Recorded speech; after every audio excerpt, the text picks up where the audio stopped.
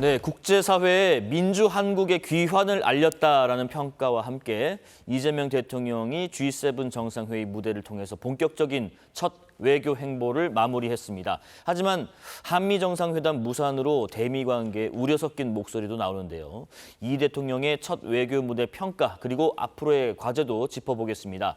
국립외교원 민정훈 미주연구부 교수입니다. 어서 오십시오. 예, 안녕하십니까. 예, 반갑습니다. G7 정상회의에 참석 중인 이재명 대통령 이제 마무리가 아마 됐을 거예요. 이시바 일본 총리와 첫 정상회담을 가졌습니다.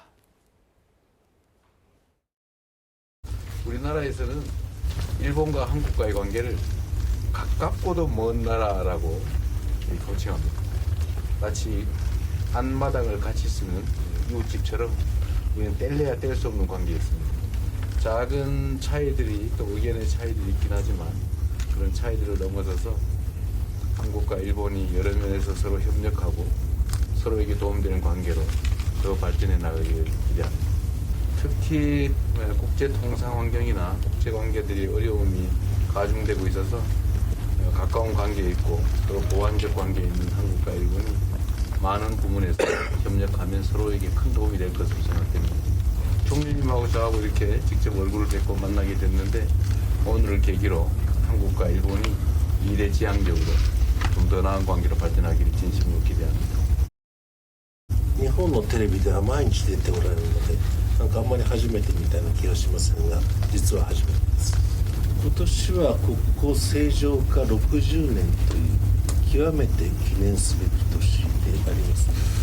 日韓の連携協力が地域のために世界のために非常に大きな力となりますことを心より期待いたしております。 예, 뭐 30분 정도의 회담이고 모두 발언을 우리가 좀 봤습니다만은 그래도 어디에 좀 의미를 좀 부여하시는지 좀 들어보겠습니다. 예, 이재명 대통령께서 말씀해 주신 것처럼요. 약간의 작은 차이들이 있긴 하지만 예. 그럼에도 불구하고 그런 차이를 넘어서서 한국과 일본이 서로 협력을 하고 서로에게 도움되는 미래지향적인 관계로 가야 되지 않겠느냐 이 부분에 대해서 말씀을 하셨고 네.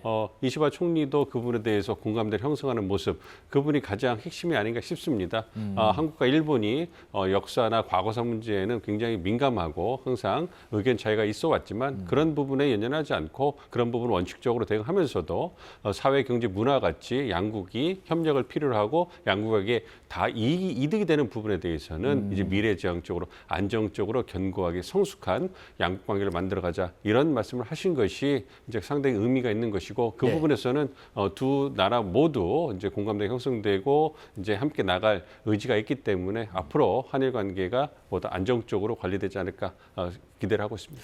이재명 정부의 한일 관계가 뭐 짐작을 좀 해보면 이전 정부, 예를 들면 윤석열 정부나 문재인 정부 때와 좀 다르게 어떤 차이가 있을 수 있겠다 예상이 되신 부분이 있으시죠? 아무래도 이념적이라는 정책적 지향성을 보면 예. 지난 문재인 정부에서 보다 좀 이렇게 진보 색깔이 강했고 지난 정부에서 어떤 보수성이 굉장히 강하지 않습니까? 그렇기 때문에 이재명 정부가 출범할 때 이 이재명 정부의 한일 대일 정책이 어떤 포지셔닝, 입장을 정할 수 있는 공간이 굉장히 넓어진 거예요. 그러니까 진보 정부, 문재인 정부에서 좌측에 있다가 이것이 지난 정부에서 우측으로 굉장히 우클릭을 했기 때문에 이재명 정부에서 중간 쪽으로 움직일 수 있는, 즉 중도 확장성을 가질 수 있는 공간이 굉장히 커진 겁니다.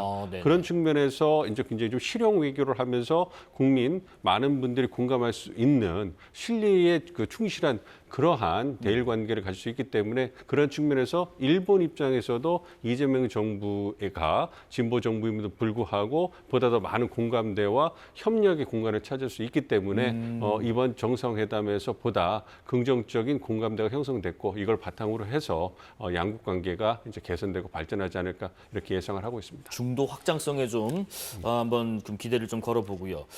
외교적인 뭐 수사 뭐 언어라고 할까요? 그 의미도 좀 미묘한 게 있는 게 이재명 대통령은 앞서 보신 것처럼 앞마당을 같이 쓰는 이웃집이라는 표현을 했고 또 일본 측에서는 일본의 그 보도를 보니까 셔틀 외교를 좀 많이 쓰는 것 같긴 한데 이런 차이도 좀 있는지도 궁금하고 그리고 과거사나 뭐 독도 문제처럼 민감한 사안들은 좀 앞으로 어떻게 풀어가야 될지 좀 궁금하네요. 그러니까 우리의 인류의 역사를 보면 예. 뭐 전쟁이나 분쟁, 마찰, 갈등 이런 게 벌어질 때 보면 가까이 이웃하고 있는 국가들 간에 벌어지는 경우가 많습니다. 네네. 그렇기 때문에 아무래도 국경을 맞대고 있거나 가까이 위치한 국가들은 아무래도 좀 마찰이나 갈등 그런 게 많을 수밖에 없거든요. 한일의 역사가 한국과 일본의 역사가 그거를 잘 보여주고 있는 것이고요. 네. 그래서 미묘하게 한국과 일본이 역사나 과거사를 보는 입장이 다를 수밖에 없는 거고요. 그거는 자국의 이익에 기반하고 있기 때문에 어쨌든 이재명 정부에서는 이런 민감한 부분, 뭐 예를 들어 강제징용 피해자, 제3자 변제안이라든지 이런 부분이 부각이 된다면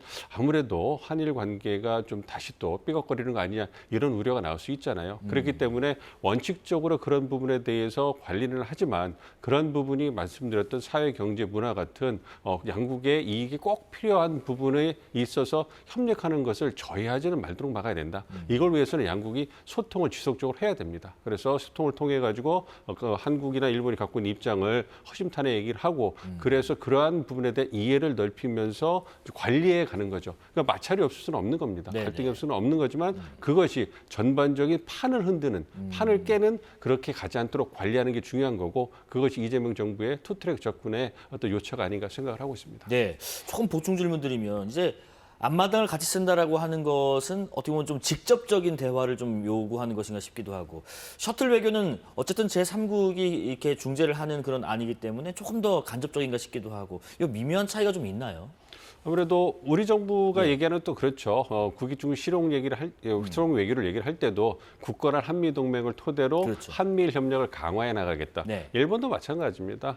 강력한 미일 동맹을 토대로 해서 이제 한미일 협력을 강화해 나가겠다 이런 얘기를 하고 있거든요. 그러니까 직간접적으로 이제 그 양국 관계를 관리하기 위한 다양한 수단을 쓰는 거고 예. 이제 상황에 따라서 어느 부분 직접적으로 대화하는 부분에 방점을 찌를 것이냐 아니면 셔틀 외교라든지 제3자 3국 협력, 소다자 협력을 통해 가지고 양국 간의 갈등을 관리하고 협력을 3국이 모두 공감할 수 있는 북한 문제라든지 이런 부분 협력을 통해 가지고 이제 그 관리해 나가면서 협력을 증대해 나가는 공간을 마련해 줄 것인지 이러한 여러 가지 외교의 어떤 기술이다 이렇게 말씀을 드릴 수가 있겠습니다. 예. 이 대통령이 1박 3일 동안 G7 정상회의 일정을 소화를 했습니다. 브라질 룰라 대통령과 회담에서는 경제 협력을 확대해 기후 변화 대응 등 필요성을 재확인했고요. 안토니오 구테레시 유엔 사무총장과도 이렇게 만났고요. 또 인도, 그리고 멕시코, 또 영국과도 정상회담을 연이어서 진행했습니다. 김혜경 여사는 교민들을 찾아가서 환담을 나눴고 특히 한복을 입은 모습으로 좀 주목을 받기도 했습니다. 사실 뭐 인수위 없이 가장 단기간에 외교 무대에 선 거라 큰 성과를 우리가 기대하기는 좀 어려운 게 사실인데 전향적으로 나서서 가야겠다, 강행군을 했다랄까요? 그 이유가 뭘지도 궁금합니다.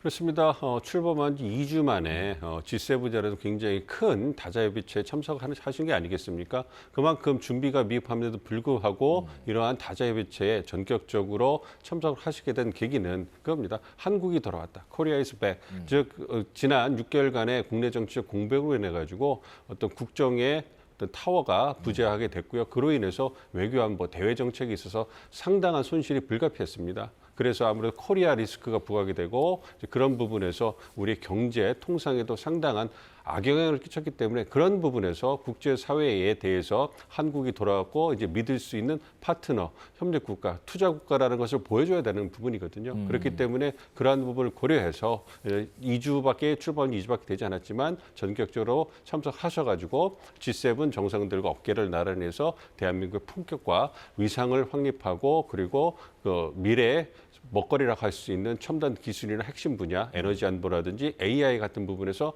한국이 갖고 있는 역량을 바탕으로 해서 어떻게 적극적으로 역할하고 기여해서 세계의 번영과 어떤 우리의 국익을 담보할 것인가 이런 걸 보여줬거든요. 그것이 G7 국가들로 하여금 우리와 협력을 다시 할 수 있는 확인해주는 계기가 된 거고 이걸 통해 가지고 코리아 리스크를 코리아 프리미어로 바꾸는 계기를 만들기 위해서 이번에 참석했다 이렇게 보고 있습니다. 코리아 is back 말씀하셨고요. 이 소식 아마 궁금하신 분들 많으실 거예요. 트럼프 미국 대통령이 갑작스럽게 조기 귀국하면서 예정됐던 한미 정상회담이 아쉽게도 무산됐습니다. 이 대통령이 이 정상회담을 어떻게 준비했는지 대통령 전용기 안에서 밝힌 내용이 있는데 그것도 잠깐 들어보겠습니다.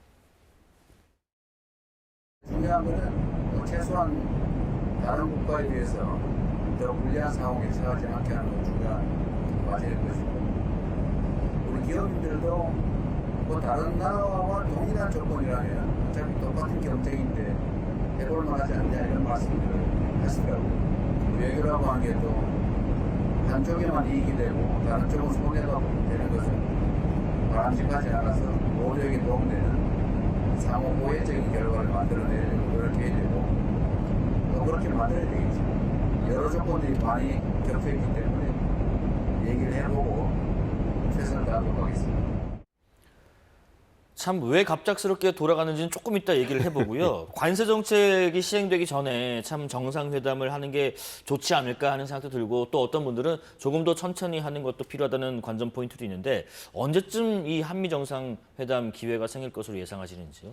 아무래도 이번에 다 일정이 조율이 된 상태에서 마지막 순간에 이제 그 부분이 이제 취소가 됐기 때문에 상당히 아쉬운 부분이 있고요.